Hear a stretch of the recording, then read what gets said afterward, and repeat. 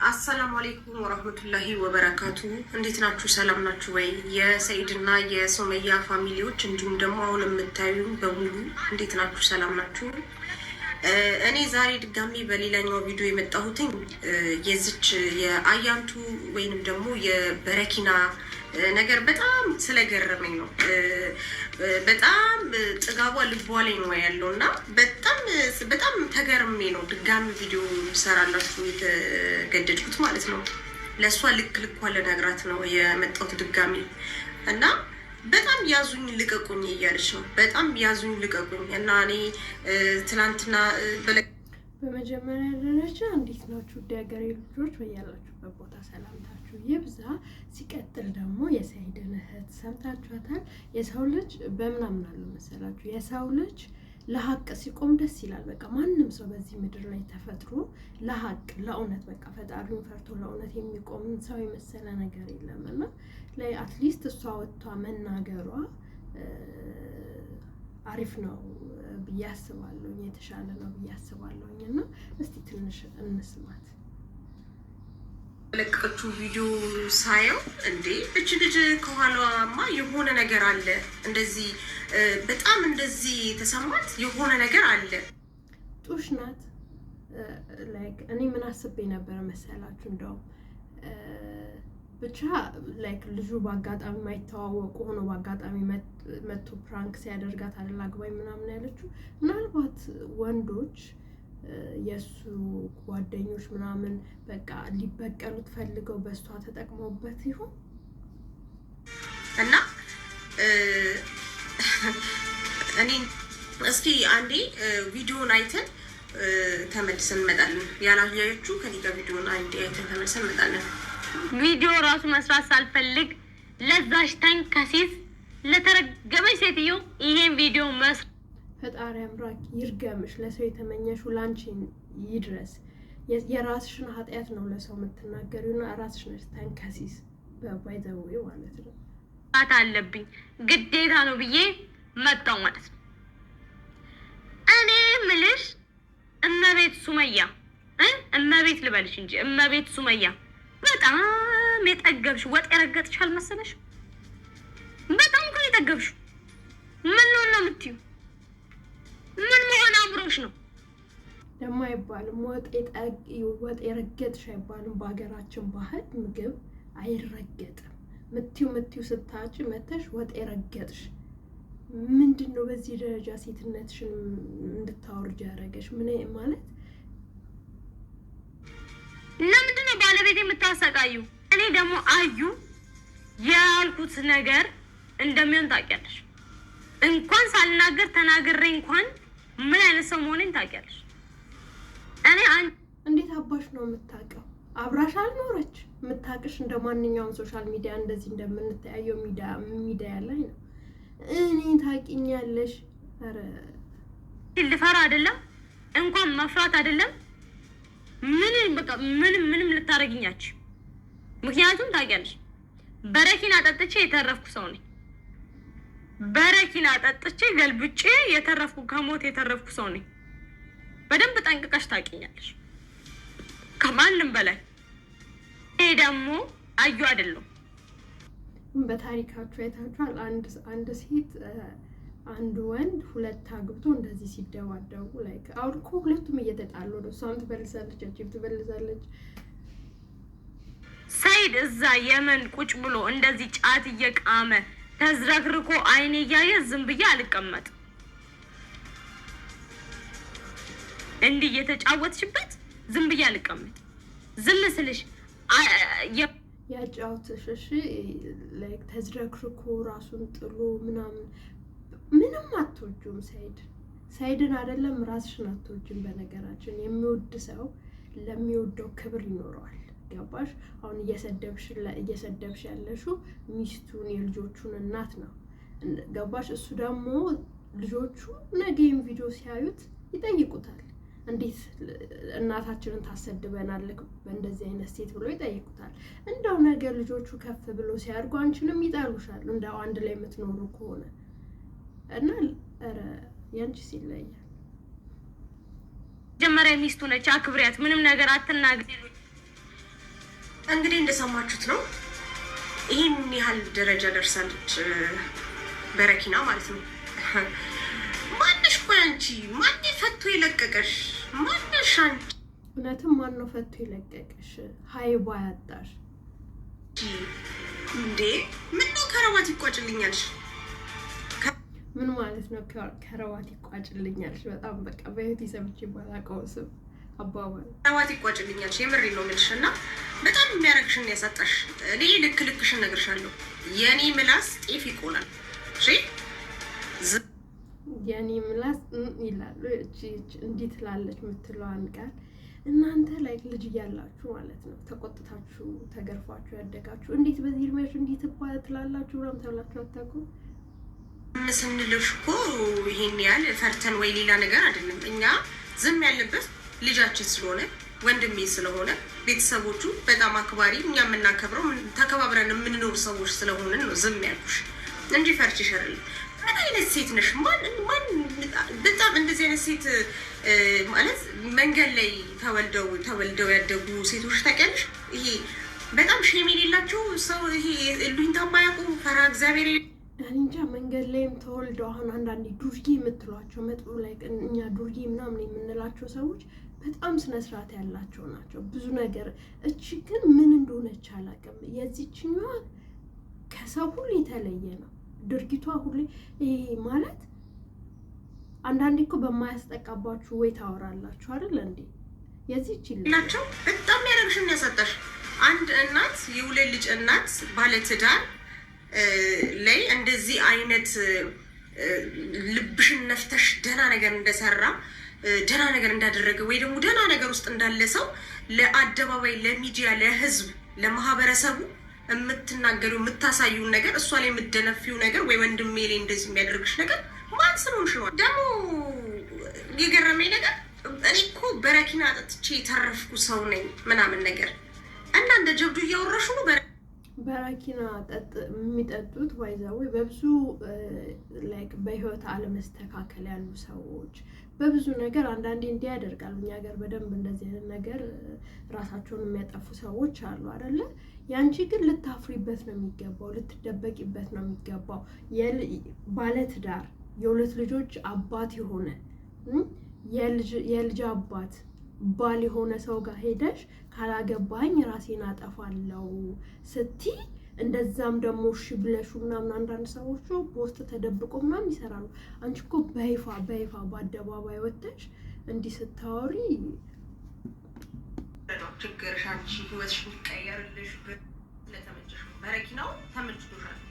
ውስጥሽ አዳፕት አድርጎታል። በቃ እየተነሳሽ በረኪና ጠጣለሁ፣ እየተነሳሽ እንዲያረጋለሁ።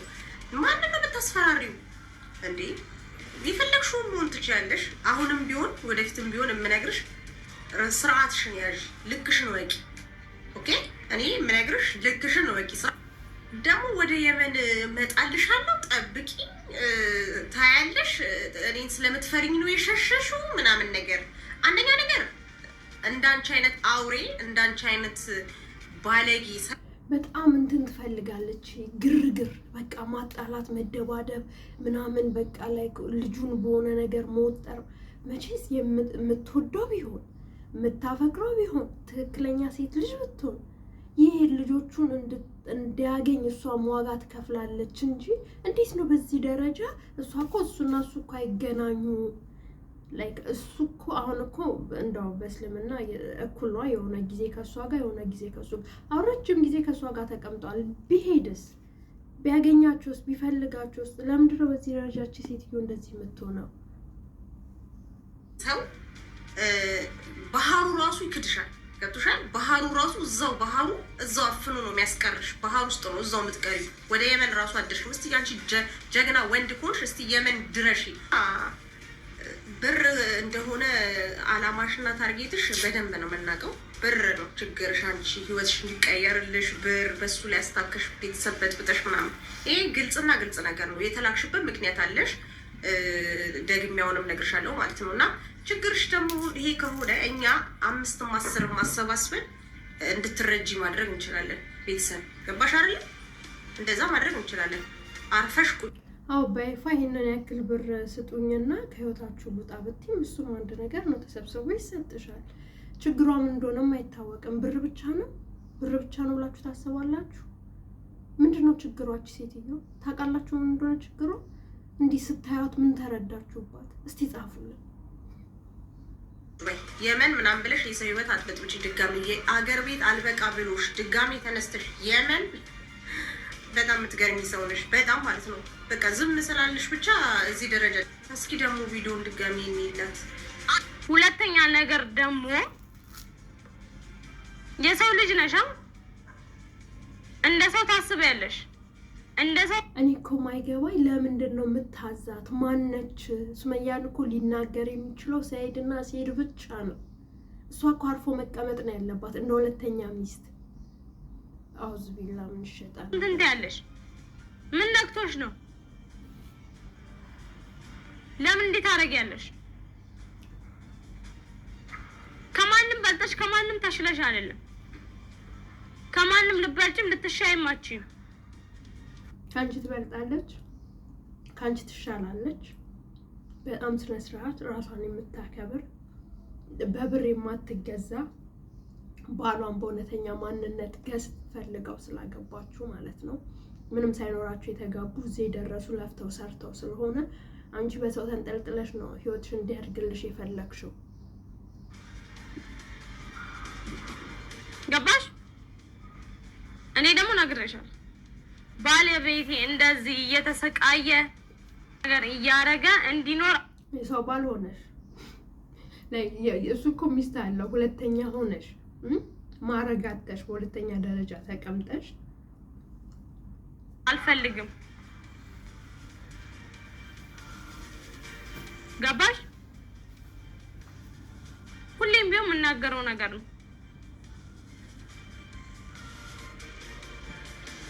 ከምንምና ከማንም በላይ ደግሞ እኔ ሰይዱን እፈልገዋለሁ፣ እወደዋለሁ፣ እንዲኖርልኝ ነው የምፈልገው። አንቺም መጉዳት ደግሞ አይከብደኝም። ሰይድ አንቺ ፍለጋ የመን መጥቶ እንደዛ ተሰቃየ፣ እመጣልሻለሁ።